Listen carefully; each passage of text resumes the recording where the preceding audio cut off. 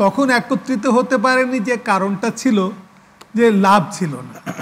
জি, প্রথমত লাভ ছিল না, যে একত্রিত হয়ে লাভটা কি। এখন যদি ধরেন যে মানে একটা হিসাবটা কিন্তু এভাবে করতে পারি যে আমি নিজে চাকরিতে ওইভাবে বলতে পারি যে বঞ্চিত।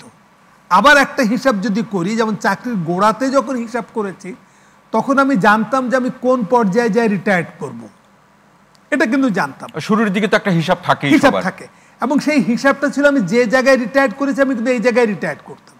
কিন্তু যখন আমি দেখছি যে আমার ব্যাচের আমার পরের 33 জন আমাকে ডিঙোয়ে পদোন্নতি পেয়ে গেছে, তখন আমি ক্ষুব্ধ হই।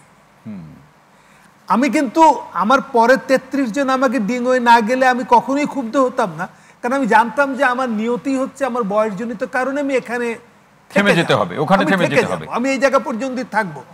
কিন্তু আমার এখন কথা হচ্ছে এই জিনিসটা কিন্তু আমাদের সবারই। যেমন ধরেন আমি আজকে হিসাব করলাম, যেমন আমাদের ব্যাচটা আসলে সার্ভিস একটু বড় ব্যাচ, তা আমাদের ব্যাচে 82-20 ব্যাচটা আর কি। তো এই ব্যাচে 77 জন আমরা অতিরিক্ত সচিব হিসাবে রিটায়ার্ড করেছি। এই 77 জনের ভেতরে হয়তো বা মানে আমি যারা সেক্রেটারি হয়েছেন তারা অনেকে সেক্রেটারি হয়তো হতেন না, আবার এই 77 জনের ভেতরে অল্প কয়েকজন হয়তো সেক্রেটারি হতেন। কিন্তু এখন সিচুয়েশন দাঁড়িয়েছে যে 77 জনকেই সেক্রেটারি করতে হবে।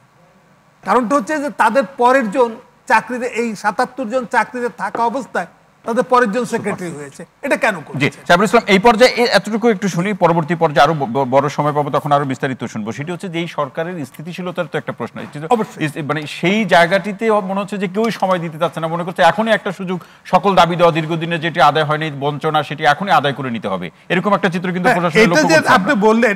এটা আসলে আমার কাছে অবশ্যই আমার কাছে খুব অবাক লাগতেছে। সেটা হচ্ছে যেই ছেলে পেলেগুলো তারা আন্দোলন করলো, যত যাই বলেন না কেন, এই বিপ্লবের সমস্ত কৃতিত্ব তাদের, বিপ্লব তাদের কৃতিত্ব। এবং একটা জিনিস, আপনি যখন ফিডেল ক্যাস্ট্রো যখন প্রধানমন্ত্রীর দায়িত্ব নেন তখন তার বয়স ছিল 33 বছর। এরাও কিন্তু 28-29 বছরেরই এদের নেতৃত্ব দিয়েছে। অতএব ফিডেল ক্যাস্ট্রোর থেকে খুব বেশি যে ডিফারেন্স ছিল তা না, কিন্তু তারা যে কাজটা করলো সুন্দরভাবে একটা বিপ্লব সমাধান করে তারা কেকটা তুলে দিল। হচ্ছে ভাগ্যিস 2 জন এখানে আছে ভ্যানগার্ড হিসাবে, এই 2 জনের জায়গায় আরো কয়েকজন থাকলে ভ্যানগার্ডটা ভালো হতে পারতো। এখন আসেন সমস্যাগুলো হলো কি, ওদেরও কিন্তু কোনো পরিকল্পনা ছিল না যে আমরা এই যে বিপ্লব হয়ে যাচ্ছে 5 তারিখ ঘটবে এরকম, এবং তারপরে কি করব, তাদেরও কোনো পরিকল্পনা ছিল না।